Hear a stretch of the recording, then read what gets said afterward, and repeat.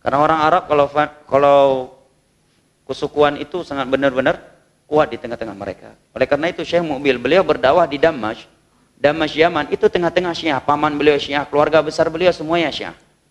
Tetapi yang berada di depan beliau, yang menjaga beliau dari gangguan Syiah dan gangguan musuh-musuh dakwah adalah keluarga besarnya. Pada mereka semuanya Syiah. Ya. Sampai-sampai ketika Syekh Muqbil di penjara, mereka datang ke penjara menyatakan, ini penjara kami hancurkan atau Muqbil dikeluarkan.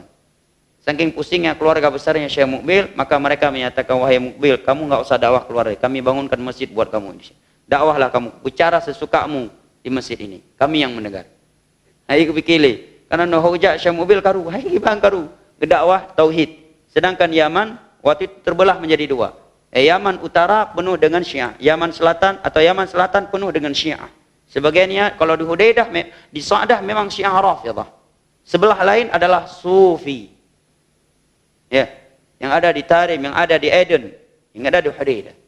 Datang Syekh Muqbil seorang diri. Ya, seorang diri. Sendirian beliau mulai berdakwah.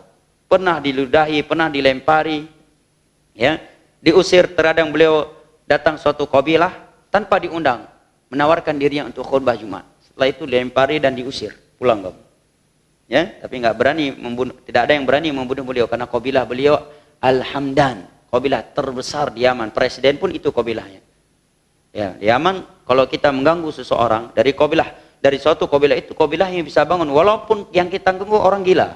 Urung pungut tapeh boleh tapok habis itu. Ya, jenderal nggak berani anak buahnya yang pangkatnya perada di sana.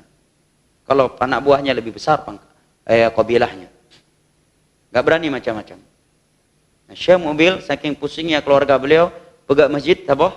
Pegah pupu yang galak gina. Yang baik katubik le gabuk kamu. Maka beliau berdakwah disebutkan oleh beberapa guru kami muatnya hanya 7 orang awal-awal beliau khutbah Jumat.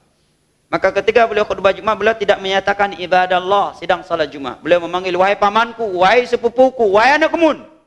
Khutbah Jumat. Dalam khutbah Jumat begitu beliau panggil. Bawakan ayat. Wahai paman, wahai sepupu, wahai anak kemun. Bukan wahai ibadah Allah sidang salat Jumat. Karena memang hadirnya cuma berapa orang? 6 orang, 7 orang. Dan semuanya dari keluarga beliau. Sampai meluas dan datang ke situ berbondong-bondong penuntut ilmu agama dari seluruh negara. Ya, dari seluruh negara. Ya, ribuan para penuntut ilmu agama.